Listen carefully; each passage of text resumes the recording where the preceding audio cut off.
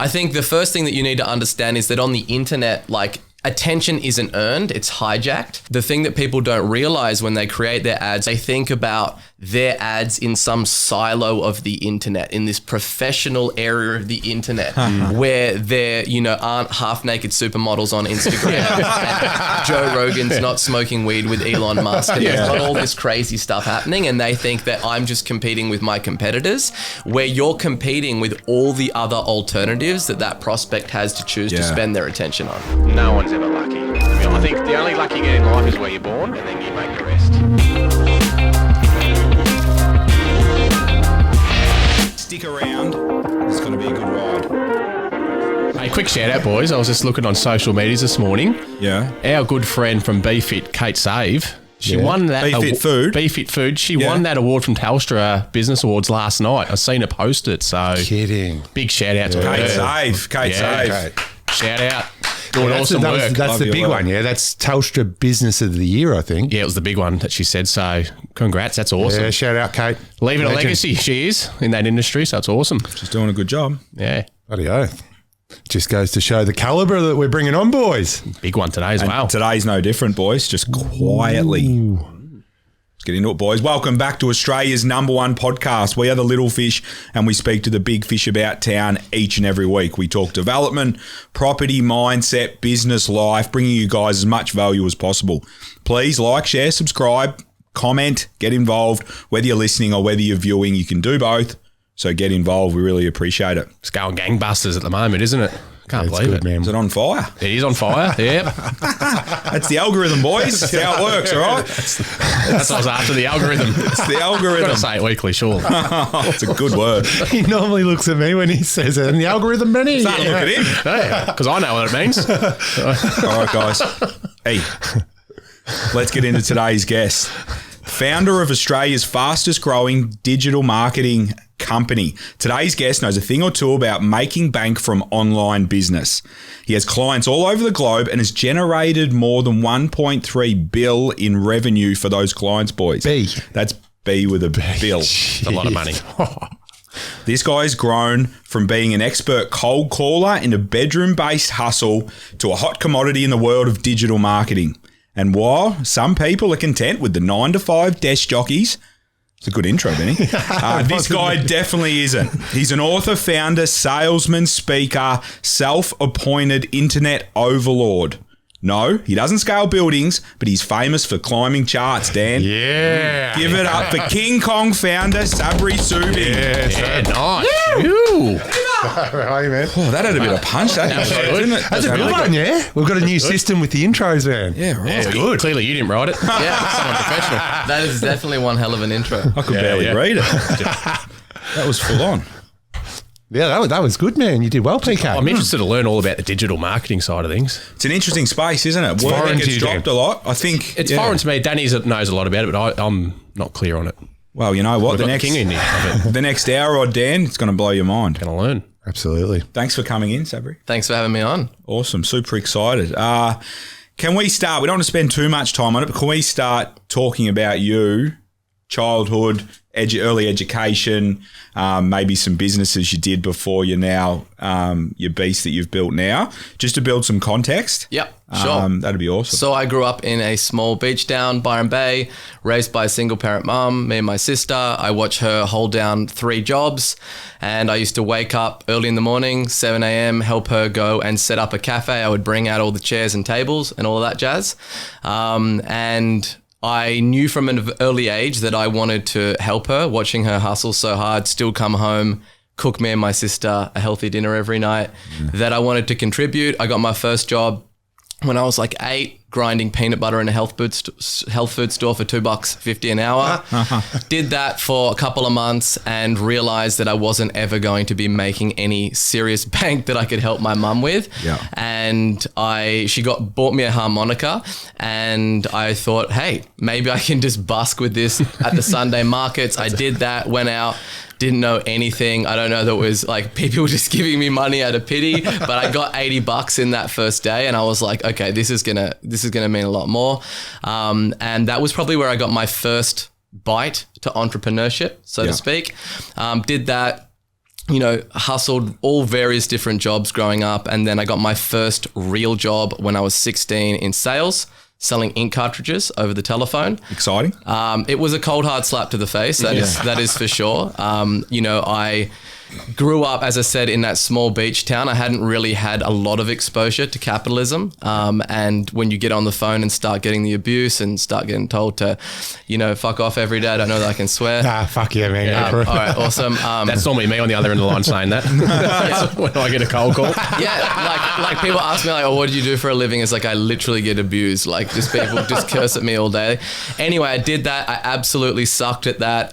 They were going to let me go. The owner of that business was like, hey, I see something in you, but something's got to change because you're shit. And then I was like, cool, went home, and I was like, whatever I've been doing up until date hasn't been working, so I've got to try something radically different. Did that. It was like a flick of a switch overnight. I became their top producer, and basically then after that, I moved over to London when I was 17 and worked every kind of random job you could ever imagine. And I kind of avoid getting backing in sales because it was just so much abuse. And then after about 6 months of just doing the worst jobs you can imagine, I was like, hey, it's time to bite the bullet and get back in sales. And then ever since then, I've been in sales. I've been the top salesperson at every company that I've ever worked for. And I just traveled the world doing that because I knew I didn't want to go to university. Then I came back to Australia, moved to Melbourne, and basically went and got a degree in marketing, started my first business over a summer break. It blew up. I had a team of 16 people doing $1 million plus in revenue. I was like, why go back to university and learn about this when I'm already doing it? Yeah. So I dropped out of uni, did that, had a business partner in that, sold that business, and then I had 2 units to complete back at uni. I was like, hey, I want to complete this, went and completed that. And ever since then, I've run businesses, I've run a few into the ground, I've sold a few, and at all of those businesses, I've always been tasked with like, how do we get new customers on board? That's always been my role. I've always been at the tip of the spear on the front lines bringing in customers. And at all of those businesses, I did a joint venture with the AFL football clubs. And like basically throughout this process, we were looking at hiring an agency, and people were quoting me like $6,000 to get some banner ads done. It was all nonsense. No one was talking ROI. And I realized, hey, like there's a real big opportunity here. And there's a huge, huge problem that is way bigger than the current vehicle that I was in that business. And that was what led me to kind of go out there and start King Kong, is just to fill that need of businesses that have that burning question of like, how do we get more customers? Yeah. And I've been obsessed like with solving that problem for a very long time. Wow. That's amazing. So from a young age, willing to do whatever it takes, get on the harmonica even, but it sounds like you're on a vicious mission to figure it out. Yeah, like I think that like, when people start a business or when they get hunger for something, it's either like out of desperation or motivation. And I think with mine, it started probably on the desperation side of things, and just seeing what a lack of money can do. Yeah. And that was the thing that kind of fueled me. And then after that, and after you get a bit of taste, you get a few wins, then, it moves more so to the motivation. But yeah, it's just that innate hunger, I think, that was born in me from just watching my mum just grind it out all by herself, that I was like, okay, I'm going to change this. Well, that's what they say. Hard times make strong people. Yeah, and that's what's happening there. That's crazy. It's awesome that you identified, Sabri, that the biggest problem was that driving customers, right? Because I remember before we started PK, we used to talk all the time, and one of the biggest issues, or I've had many businesses over the journey as well, and the biggest problem I've always had is driving customers. So I feel like that's the most important thing. And I think we learned that when you get in business, when you're working for someone, it's like I do my job and the work's just always there. Then when you're in business and you got budgets to hit, P&Ls to attest to, it's like revenue is the only thing. And the assumption, I feel like that for people out there that aren't in business and trying to figure it out, the assumption is that I'll build it and they will come. So I'll build this business, I'll get the logo, I'll get the website, I'll get all the different assets or whatever, and you sort of sit there and you go, right, where's the customers? Do you know what I mean? Where are they? So find it super cool that you're early in figuring out going, this is a big problem. And if I can solve this problem, then I can help a lot of people across many industries, which I'm sure we're going to get to. Yeah. And I guess because if you think about how most businesses are started, right? It starts off with someone has like, they're either scratching their own itch, like, or they're passionate about something. They're like, hey, I really love food. How about I start a catering business, right? Yeah. And then they might have done an apprenticeship in cooking and they've learned how to julienne the carrots and scrub the potatoes and, do all of that stuff. But then you put them in a position where they're running a business and they have no idea on how to bring in customers, right? They're the chef that loves to cook. They're the builder that loves to build homes, but they don't know anything about bringing on customers. And I think that most people get confused of what business that they're in. Like, they're not in the business of cooking food, right? They're in the customer acquisition business. Like, you don't have a business unless you have customers. So that is the oxygen. That's the grease on the wheels. And, realistically, when you're building a business, there comes an inflection point where you have to be like, well, am I just going to build a job for myself and I'm going to be constantly just cooking all the time? Or do I have aspirations to build something bigger? And if you do have aspirations to build something bigger, then there's going to come to that point where you're going to realize that you're not going to be the one able to be in the kitchen scrubbing the potatoes anymore. Like, you're going to have to be the front man. You're going to have to be the front woman out there getting business and bringing people in and then building a team and instilling all the knowledge that you have in that team and then empowering them to run the business. Otherwise, you're always in the catch-22, right? And that's what most people do. They try to do it all. They try to bring the customers on, do all the fulfillment, and they basically go out and create a job for themselves, but they don't get holiday pay. They've got all the stresses of running a business. They've got all the staff issues. They've got, all the stuff that comes up with running a business, and then they burn out and then they close their business. And that's the reason why 96% of businesses fail. And they just go get a job. Correct. Which is what they had anyway, with the less stress. Yeah. That's full on. When I first became a builder, I had a good mate, a mentor of mine. He said, "You're not a builder now, you're a salesman." I'm like, fucking bullshit. I want to win awards. I want to do this. But the more you go into business, and you just explain it then, you are pretty much a salesperson for yourself and your business. And it is the most important thing, isn't it? Customers. Yeah, we don't think of that. I'd never thought of it like that. I thought about winning just one or two good jobs and not trying to continually get more and more customers to build that cash flow, to build the business. But even not just thinking about it, but, oh, no, you go. Well, I was just going to say, I'm trying to now sort of peel it back to maybe just someone who's started out as a subcontractor. He's working for builders, or she might be working for builders, and they're trying to grow a team behind them as well. How do they then how do they sort of leave the people that work for them to try and get more customers? That's the sort of hard part. That's that catch-22 you're talking about, You just got to take that leap, I guess. Yeah, like in the beginning, like there's no way about it. Like, you have to work like an absolute maniac. Like, for me, I was working 18 hours a day when I started King Kong. I was, calling 150 businesses a day during the day. Then I was doing the fulfillment by night. And then it comes to a point where you have enough cash reserves to then go out and build a team and deploy them.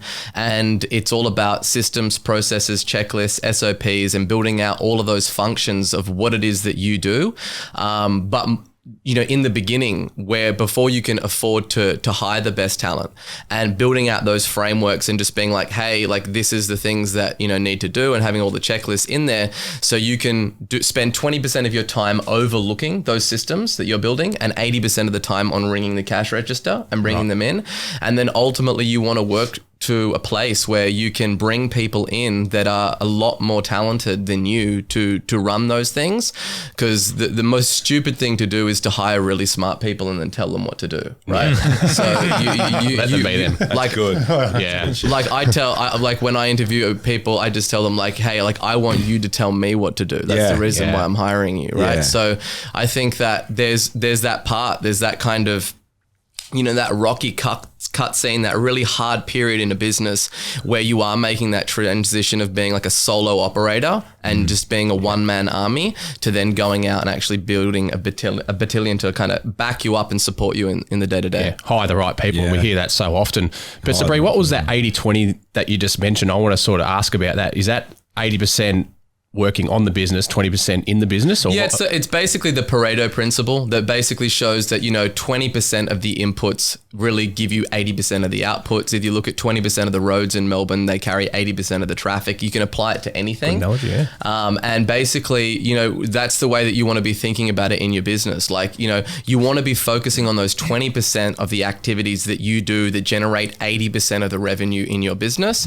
And it's not a super transactional thing, right? In order for your company to grow, you need to have capital. And the way that you get capital is to get customers, right? So it's like, I look at it as like, moving the money needle, all of those activities in order to build a great product, to deliver a great product, to hire great people. They all have one thing in common: cash. That's what you need, right?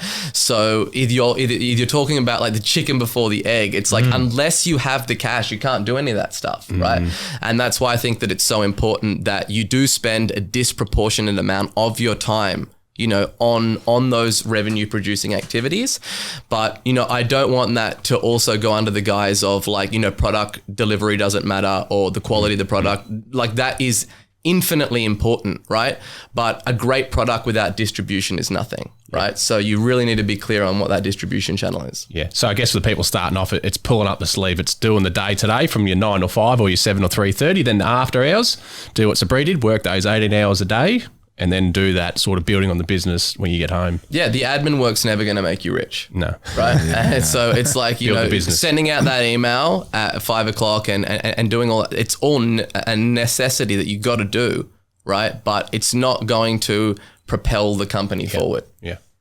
That's amazing. That's amazing. Can we touch on digital marketing, where I guess it started in your career? Because I feel like you've seen a lot of growth through your time, Sabri. So explain to people where it was and explain to where it is today. Cool. Look, it started in its infancy really with Google pay-per-click advertising. That was like the first thing that really got mass adoption online, where you pay per click. As easy as it sounds, you put an ad on Google in front of someone that's got intent, that's looking for something. Like, we call them people with bleeding necks. They've got an urgent problem that they're looking to solve. Yes.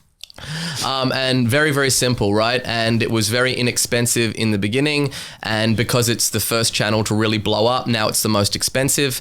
And what we've seen right now is like, when I got started, digital marketing accounted for 10% of kind of ad budgets. Right now it accounts for 64.4% globally. Yeah. So it went from being the redheaded stepchild in the room to the grown up, right? And so like, I remember having those conversations with people and they're like, oh yeah, digital, they'll get like 10 to 15% of spend. I'm just like, people don't know. They don't know what's coming. Yeah. And right now, there is no such thing as not digital marketing. Everything is digital marketing. Oh, you might be thinking like, oh, so what are you talking about? Like, there's radio ads, there's television ads. Okay, what does someone do when they watch a television ad? They pull out their smartphone and they Google that company and they arrive on a landing page. So all you're doing is converging people from offline to online. And, certainly through COVID, lockdown, all of this stuff, screen time on phones has doubled. We're seeing this huge convergence of people moving online. And it's really like the changing of the guard. Television consumption is now secondary to phones and, Netflix and streaming and all of those kind of things. So we're in a place right now where it's gone from being a very small percent of people's ad budget to the bulk of people's ad budget, right? Yeah. And there's this massive war for attention online. You've got massive global companies like Unilever, P&G, these huge giants that are all just pivoting their ad budget to digital. And there's only one news feed, right? So like, you're on the same news feed as I am to Coca-Cola, right? To Unilever, to all their brands. So whether or not you like it, you're competing in one of this big giant attention arena. So competitive. With all of these people. And that's only gonna, that concentration of competition is only gonna keep going.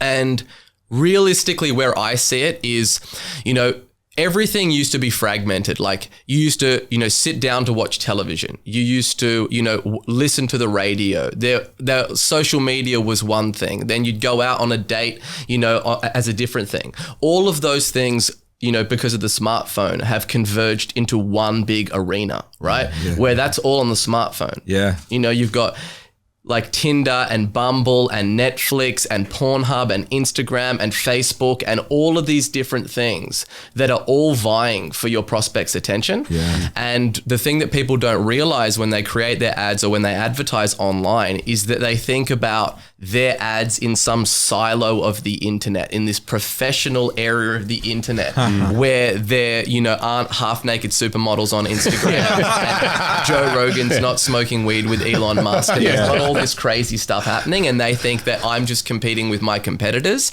where you're competing with all the other alternatives that prospect has to choose to spend their attention on. So true, isn't it? But that's fucking scary then. If I'm going to do a digital ad, how do I differentiate myself to someone smoking weed with Elon Musk? Don't be better. Don't be better. Be different. Correct. Yeah, and that's a key Bingo. point. Is like the thing that you need to realize is that when most people that they're sitting down to write their ads or to put together their offers or their landing pages or even their videos, right? They think about all their direct competitors and how dull and boring and dry their stuff is. And then they're like, okay, well, this is pretty good. Like, this is awesome, right? No, it's not. Like, look at your news feed and then imagine your ad on that news feed, right? And how is it going to compete? So I think the first thing that you need to understand is that on the internet, like, attention isn't earned, it's hijacked. And then you earn the right to retain that through providing value to your audience. And that's just the biggest thing that you need to be thinking about is not how do I create a message that's going to be interesting to these people? It's how do I go out there and literally hijack their attention in this crazy digital attention arena that we all compete in?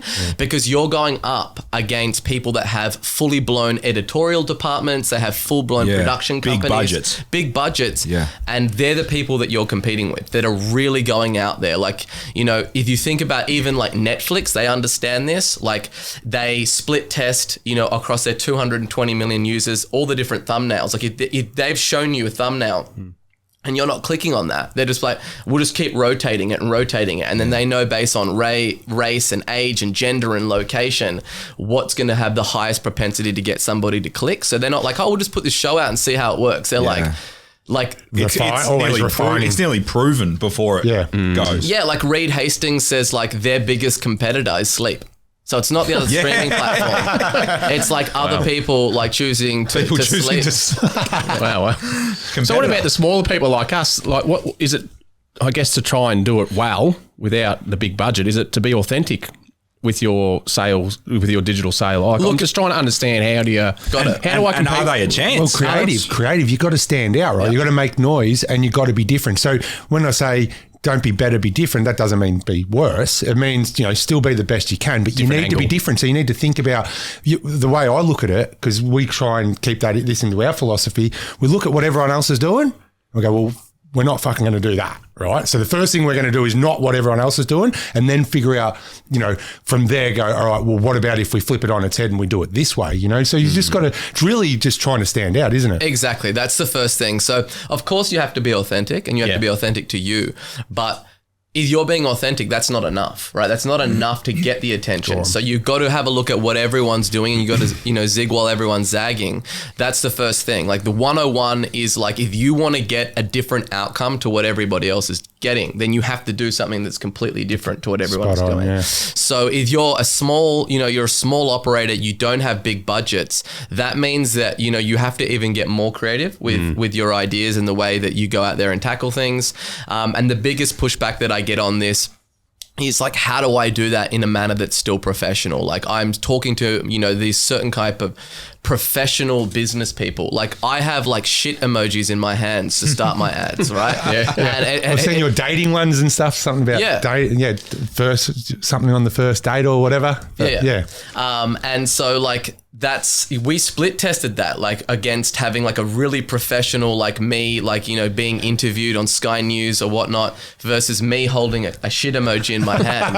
And that one smashes the other one, right? Because it hijacks people's attention. So I think that, like, realistically, people want to do business with other people and they want it to be authentic and they don't want it to be some faceless corporation. And people just get too stuck up. They think that they need to operate a certain way, or that they can't cast, or they can't do this, or everything needs to be a certain way. It's like, no, it doesn't, right? You got to do what's true to you, and be authentic, but beyond all be entertaining, right? If you like, it's first to come in to entertain and hijack people's attention, and if you're lucky, then you'll get the chance to sell.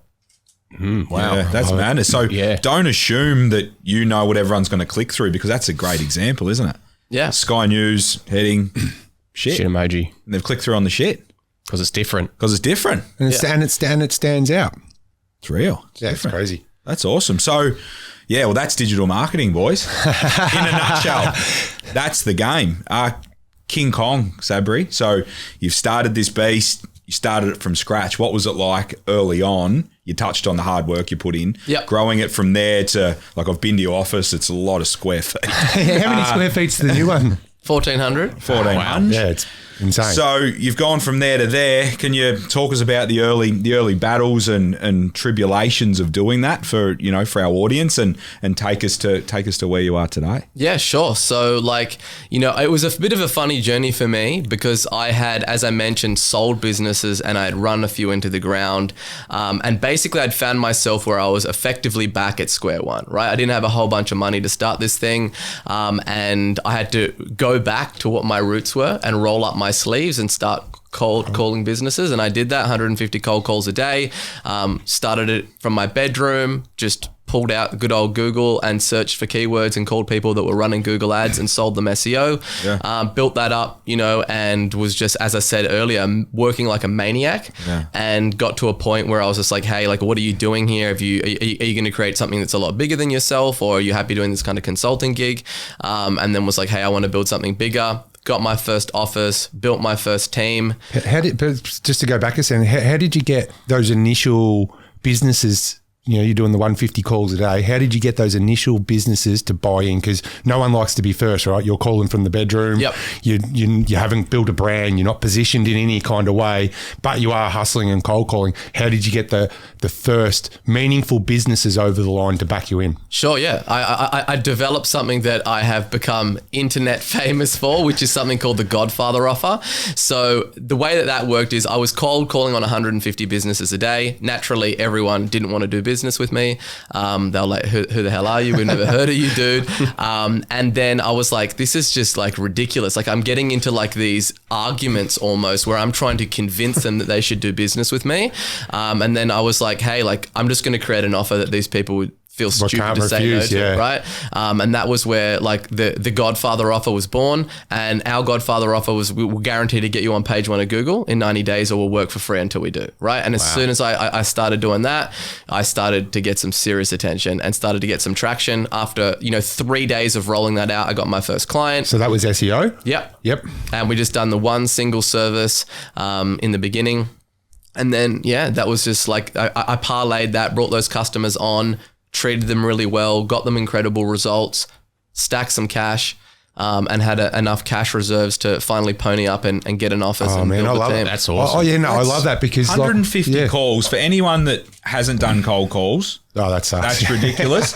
But people that do that can appreciate what that is. Exhausting. But figuring out the Godfather Offer, that's the key to the whole thing, right? Because you can make 250 calls a day. It really doesn't matter, you know what I mean? Unless you can figure out how to convert one, or that first one, so then you go, hey, but Scott over at Thingo's doing it as well, and then you can start to build on that. So I feel like that's the key, and it's impressive that you seem to always be able to figure out a back entry, a back door. You create this offer that they can't refuse. Yeah. And is that putting your money where your mouth is? It's backing yourself rather than in, saying, I've got that to sell, I'll sell you that, but if that doesn't work out for you, I'm happy to eat my words, transferring the risk. It's transferring the risk, isn't it? Because you're take saying, on the risk, you got no risk. Yeah, correct. Sabri, can I ask, did any of them not do the 90 days? Did you ever take longer? Did anyone get a freebie? Yes, look, they did. Even if we look at our current portfolio, it's less than 1%. Oh, wow. Yeah. So it worked. You knew it was going to work when you offered the Godfather. It's not about just making promises that you can't deliver on, right? So there's risk present in every transaction, and it's really the business owners should be owning a lot of that risk. So you've got skin in the game to get results, and in order to do that, you have to know what the hell you're doing, right? And it's just so fortunate that I make sure that yes, we can sell it, but we also deliver on those promises. So you knew you could back up the Godfather deal. Yeah, I was working 18 hours a day to make it happen. So That's awesome, man. That's wow. Had to. Committed. Yeah. Committed. So surrounding yourself with good people helped you deliver on those on those offers you're making. Pulling the sleeves up 18-hour days. Well, yeah, but now he's got much more than himself. Yeah, it's definitely not the Sabri show. Right? Dozens and dozens of good people in there. Kind of is though, a little bit, like the way that you've positioned King Kong and the brand. Your personal brand is equally as influential, I would argue, as King Kong. Potentially even more so, if that makes sense. So people are funneling into King Kong through the Sabri Suby brand. Would that be fair to say? Look, all of our ads, like for the agency side of things, don't have me in there, right? Okay. It's just all generic information about digital marketing, and then they funneled in. Of course, I'm the spokesperson, the one that's doing the VSL and whatnot. But then you've got the other stuff, which is my book and my personal brand. So, like when I say that it's it's not the Sabri show, it's like people see like the accolades and the growth, and then they see me like on the book or like in the VSL or in the ad and be like, oh, hey, like, that guy must be a good operator. Where at the end of the day, it's like I have a phenomenal team of people behind me, and I can't take credit for all the stuff. Like we would be nowhere near where we are as a business today if it wasn't for my team, right? And the guys and the girls that are just incredibly smart, hungry, and passionate, that put in a lot of work. I was going to ask you about that because we've had the pleasure of meeting some of your team over the last 3 or 4 years, and I have to say, like one thing that stands out is I've never met an ordinary employee, if that kind of makes sense. So we deal with a few because, we work with you, Sabri. So what's the knack? How do you do it? Because the amount, I don't know, how many staff have you got now? Because it's 65. Yeah, so there's a lot of people in that office there, and I've dealt with at least 10 or 12, and they're all impressive. Every single one of them are young, hungry, enthusiastic, impressive kids. Where are you finding them, and how are you attracting them? We grow them in this special paddock. I guess the way that we do it is from the very get-go, from our ads to the whole recruiting process to everything that we do. We just try to be real and authentic. And my whole thing, like when I made the decision of like, hey, I want to build a team and I want to build an office, the number one, I had so many shit jobs and so many shit managers.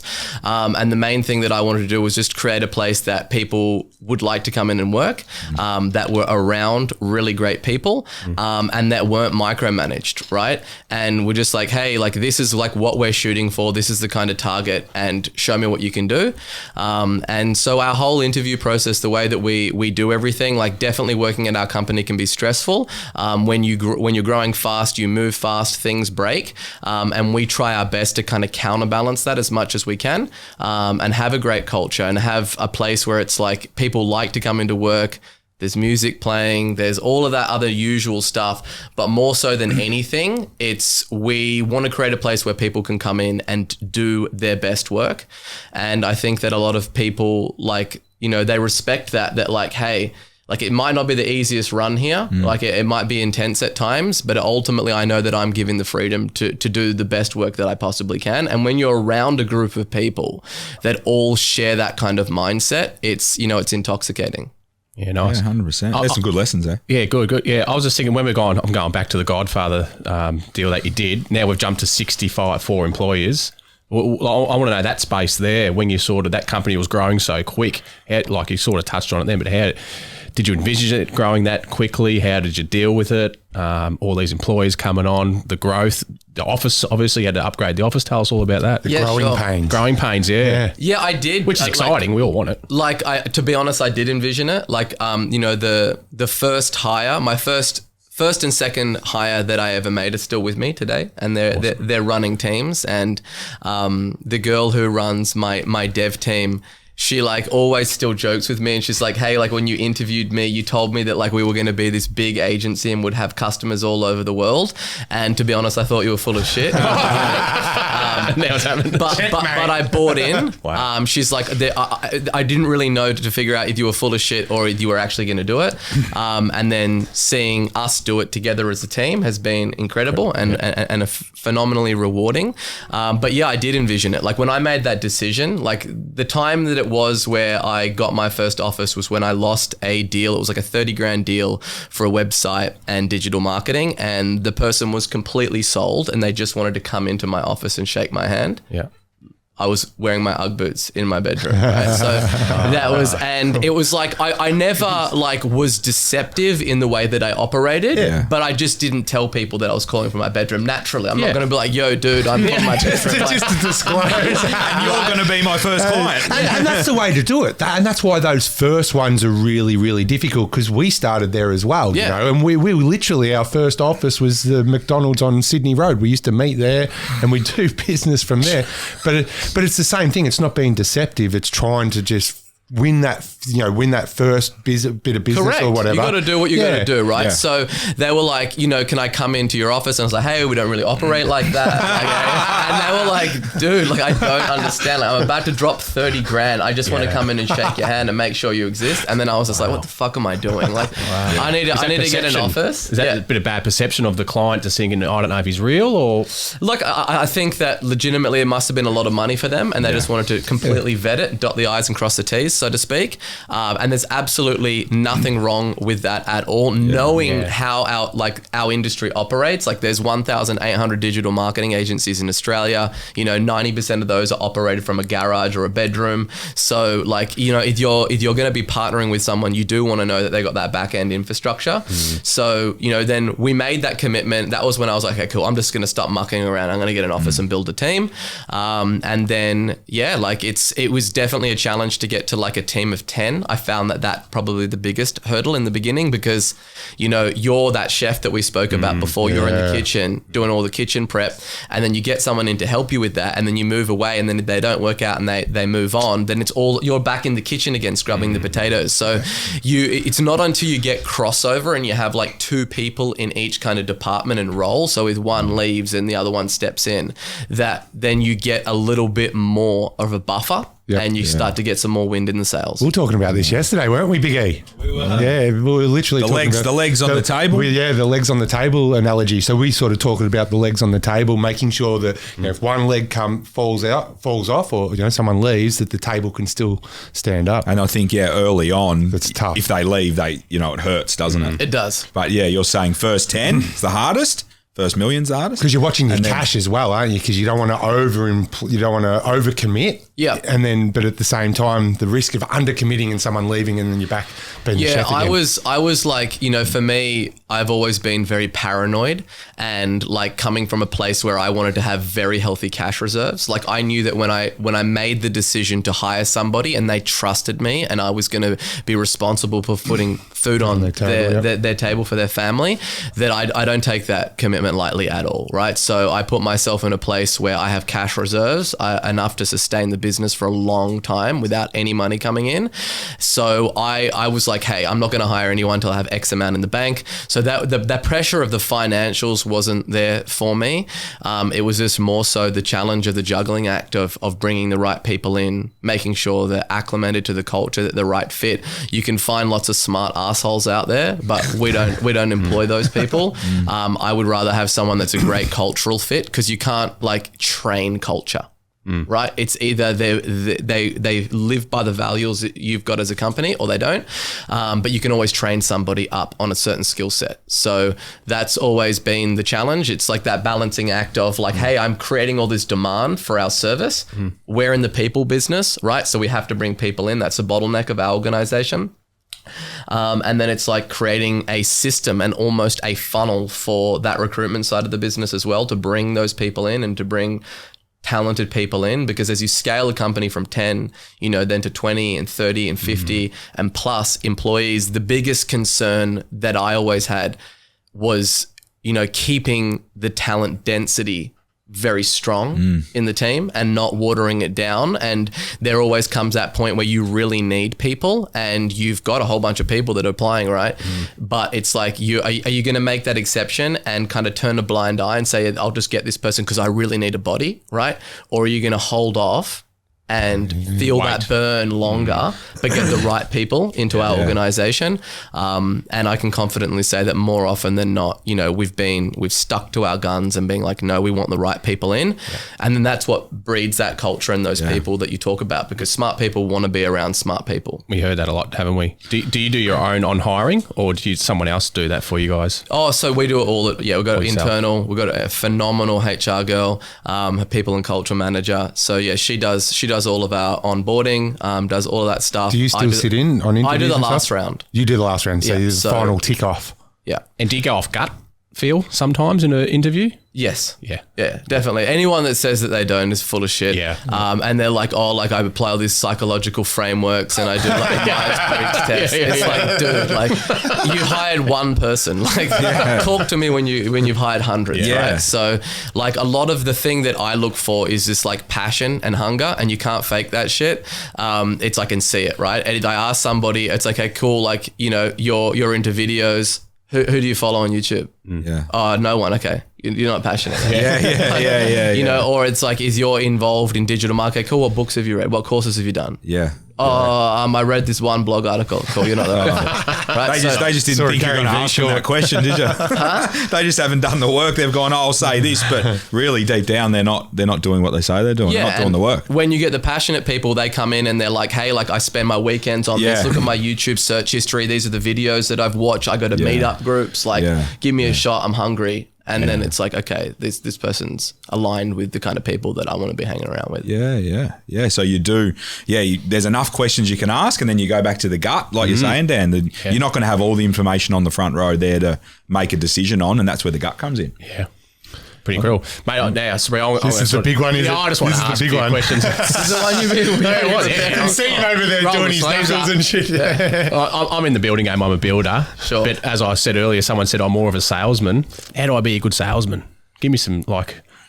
Well, I think it first starts with you getting sold first yourself, in terms of like, if you're a builder, you're building homes, is to really understand like the landscape of what kind of homes that you can go over, whether it's a volume builder or it's a boutique builder, and really intimately understanding that environment that you compete in, and getting really sold on like you having the best interior designers, you having the best home designs, you vetting your team, right? And you understanding that if someone chooses to go with another builder over you, that they're not going to be as well looked after, right? And then it becomes your moral obligation to convince that person to go with you, because you're so sold on what it is that you do that them going with anybody else would be a huge disservice to them and their family that they were going to be raising in that home.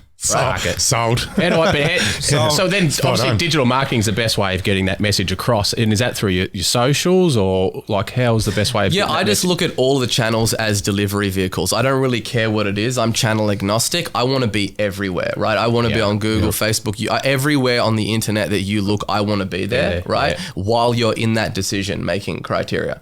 So if it don't think about like the channel. Don't think, I wonder if Instagram the best thing. It's like, you just want to think about where are the eyeballs, and then how do I go out there and day trade that attention and bring it into my world, educate them, nurture them, and move them to a place where they can make a decision, but having the outlook not like 99.999% of all home builders, which is like, here's what I got. Here's my floor plans. You want to customize a little bit? What do you want? Is it 3-bed, 2-bed, split living? Do you want it black tapware? Right? Chrome. But thinking about like, this is the biggest decision of this person's life. Of course, right?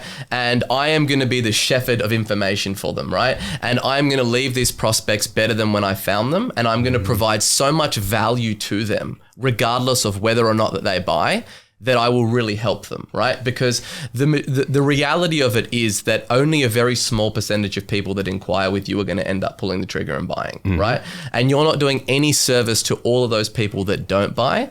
And what we've found is that you can go out there and you can provide so much goodwill in your marketplace, regardless of whether or not the people buy off you. Then they'll tell a relative, they'll tell a friend, they'll be like, maybe I should have gone with that guy. So give a little. Just give a lot. Yeah, like give the as game, much as it's you a can. giving game, isn't it? Yeah. I've got a different Just angle. one more. Go for it. On the back of that question. Yep.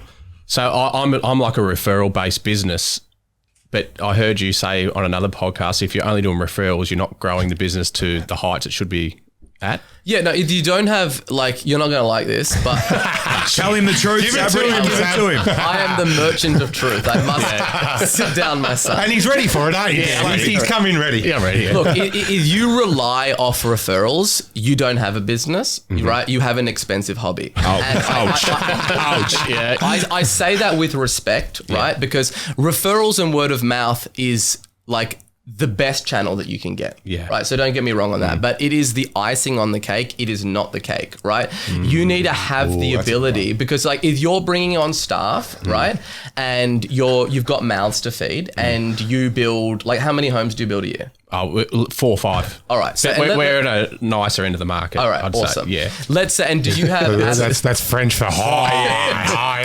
and do you have aspirations to build more than that?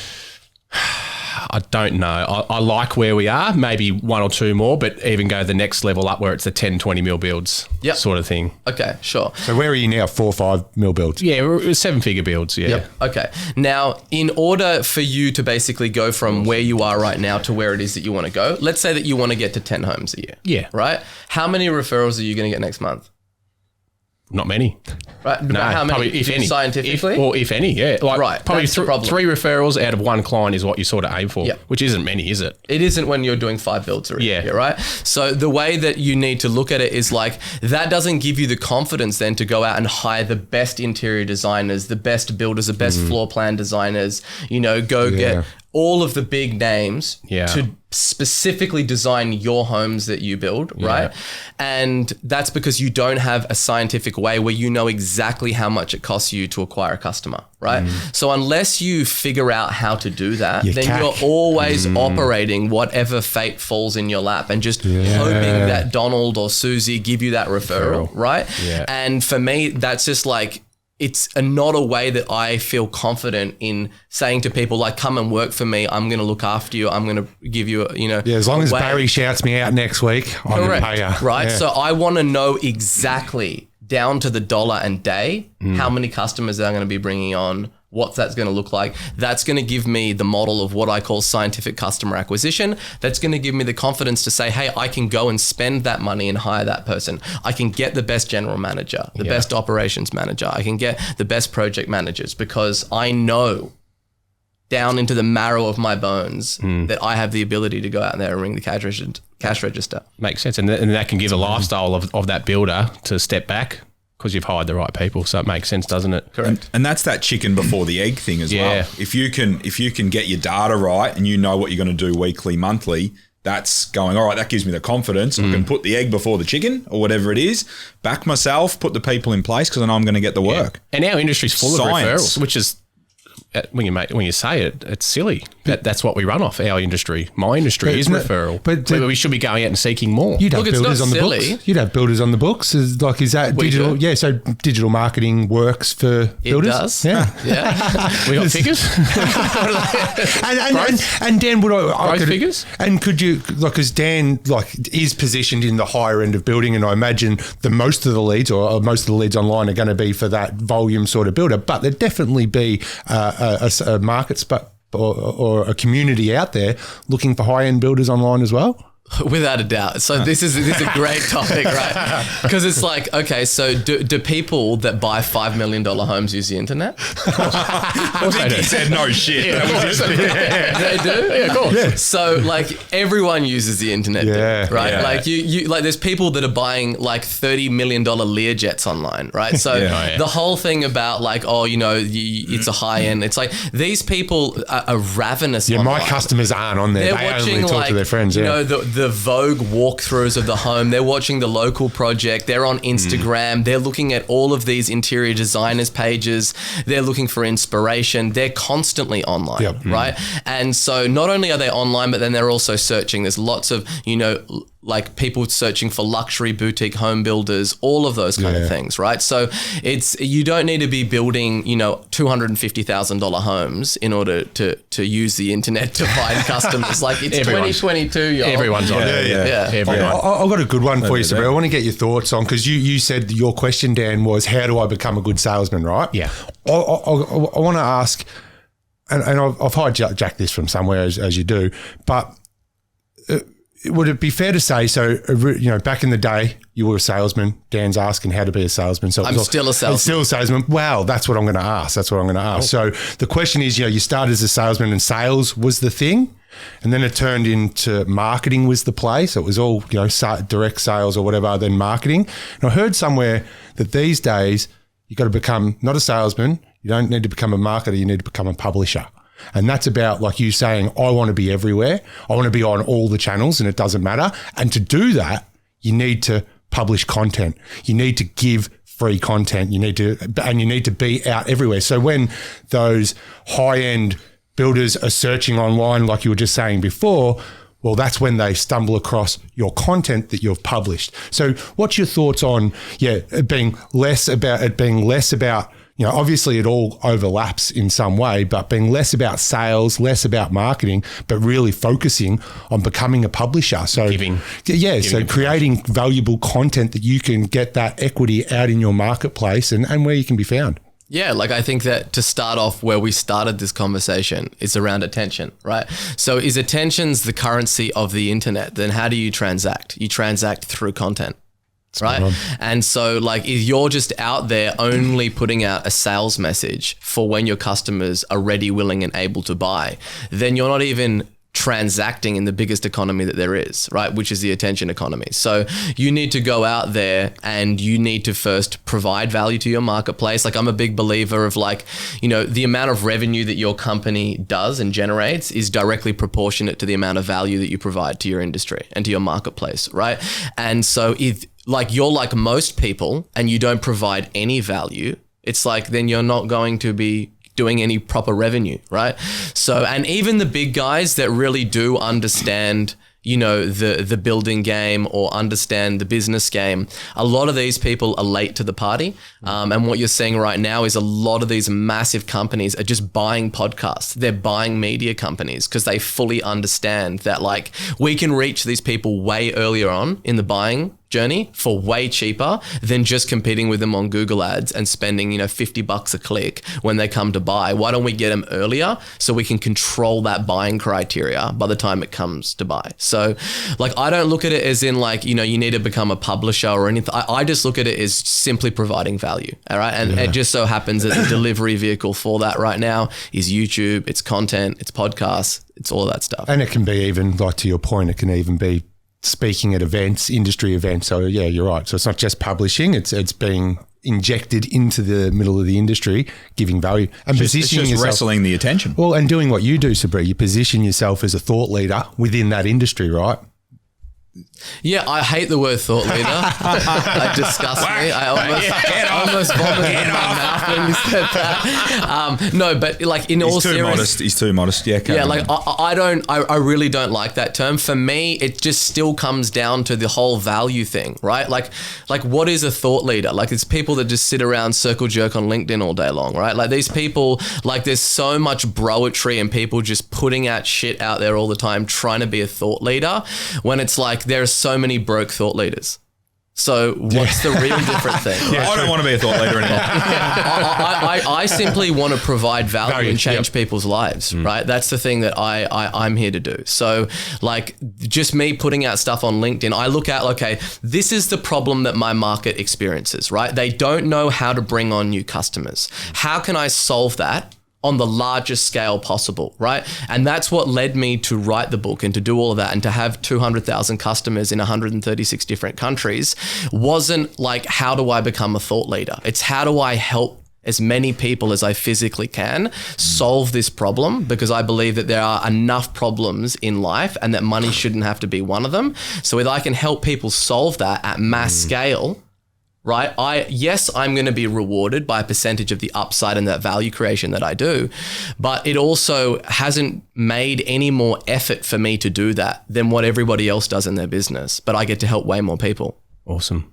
Yeah, so, Bree, just for the listeners, what book is that? Sell Like Crazy. Sell Like Crazy. Sell Like Crazy. So that's the first thing they all should do before they even think about digital marketing. Buy that book first, understand it, and then get into it. Yeah, I created that book in the beginning because there's only so many businesses that can afford to hire our agency, right?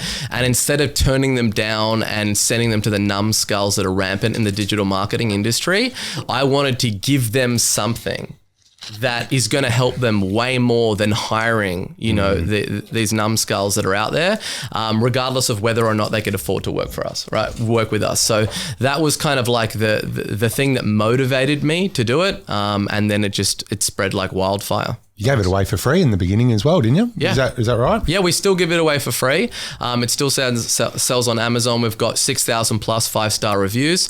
And I think it just came from a place, it's not a thinly veiled sales pitch to then go out and hire our agency. Like there's literally no pitch in it at all to buy anything off us. It's just everything that you've learned, is it? It's just like pure value. Either I was going to sit down and pass something on to my children or someone on the other side of the world where like, this is the blueprint. This is what you need to do. If you do this, you won't ever have to worry about customers again and getting customers. And I think that, that's obviously, some people see a lot of value in it. So that's why it's done so well. Yeah, it's probably more important than business coaching. A lot of people go down that path, but customers are more important than that first, isn't it? Yeah, like it's like I would have thought. Don't get me started about business coaches. Yeah, I'm not a big. You're not a big fan. Well, look, most business coaches don't have businesses. Yes, that's right. Exactly. It's like they got the playbook. They read fucking suits. It's like the financial planner whose finance is in a shambles, or the life coach, and they're the 19-year-old financial planner. Their children hate them, and it's like, dude, should I really be listening to you? Like the unfit PT. Spot on, man. Grab the bull by the horns, pick up the book, and read it yourself. Yeah. Like, get the knowledge is out there. You don't need to go to a middleman to learn shit. Do you know what I mean? You can go directly to the source, to guys like you, Sabri, in sales and all the different industries for sure, man. 100%. What's next, Sabri, quickly before we wrap up? Where are we headed? Where are these businesses heading? You've got a lot of clients. Where are they off to in the digital marketing space? Yeah, like the way that I think about it is still, the thing that's going to be insistent no matter what is that there's people going to be running businesses and they're going to need customers. So for me, it's not about what's the next new shiny thing. For me, it's about how do I help as many people on planet Earth to solve that problem, right? There's 2 million small businesses in Australia. There's 30 million in America. There's 4 million in Britain. This is just the English speaking countries, right? And I'm not even scratching the surface of being able to help those people. So for me, really, that's the thing that I think about is like, how can I have much more of an impact and reach as many people as I possibly can and help them solve that problem? What's the answer? What are you going to say? Well, the answer is really distribution, right? Yep. It still comes down to the stuff that we've been talking about, is attention and eyeballs, right? And there's no shortage of attention that is out there, right? It's endless. There is it's not endless, but there is no, like, it's not finite. There's just so much people online and more people converging online. And realistically, it comes down to, how do I create an economic financial model that allows me to go out there and buy attention and day trade that and still make money to have something left over at the end of the month to buy, raspberries for my children. Like, that's like basically the game. Because that's a real problem. Raspberries, they are. just quietly. The organic variety are very expensive, and my daughters can eat a punnet before the checkout. There you go. Sabri, one last question before we wrap up for our awesome audience. Your client base is across circa 160 industries. What's the one piece of advice you would give our listeners that are in all sorts of different industries, all sorts of different businesses? What's the piece of advice you would give them to do today? Sure. I think the biggest piece of advice for anybody that hasn't done digital marketing, or maybe has even done digital marketing, is to sit down with your accountant, right? And to have a look over your financials for the last financial year and figure out the total revenue and gross profit that you did and divide that by the number of customers that you have. Right? And to get a real understanding of exactly how much gross profit that each client it represents in your business, and then work out what is it that you would be willing and able to spend to acquire that customer. And then once you have that fee, and it better be a lot more than 5 or 10% of what they're worth to you, otherwise you're just shooting yourself in the foot. And then you have that figure of like, this is the LTV, this is the lifetime value of a customer. And then you start to wrap your head around, okay, this is what they're worth. What would I be willing to spend in order to get those people? And then to start running ads on one platform and find out how many leads you need to get to acquire a customer. What does it cost you to acquire a customer? You know what it's worth to you now. How much does it cost you to get them? And then run that exercise and keep that feedback loop going and going and going. if you have the aspirations to grow a big business, right? And all I can tell you is from being the one-man army and doing everything my own, sub $1 million in revenue, it is as much work to run a $1 million business than it is to run a $20 million business, right? One just gives you a lot more opportunities. So if that's going to be, you can argue that it's actually a lot less work to build a bigger business because you have enough financial resources to build a team, and then it's not just you, and you can still have a life, right? And do all of those things. So if that is your aspirations and you do want to build a business, coming back to the referral piece, is that you need to build out a model for your business where this is how much it costs us to acquire a customer. This is how many customers that we want to grow to hit our targets, right? And then it just becomes a game of mathematics. Wow, that's a proper answer. That's actually an Spot answer, on. boys. But it's also for the people at home. There was an important point you pointed out there that if that number is between 5 and 10%, well, there's your answer that maybe that the business idea that you've got, that particular one isn't the one. So you flip it and you find something else, and then you start crunching those numbers again until you find something where there's enough upside opportunity to go out and pay for attention. Go see the accountant. Love it, guys. Really appreciate your time, Sabri. No problem. There's so much value in legend, that. man. So much value in that. So much value in that. That's it, guys. Thanks again, mate. We'll see you soon. Listening, viewing, guys, however you're consuming us, get involved. Like, share, subscribe. See you at the top. Yeah. That was awesome tonight. Jesus.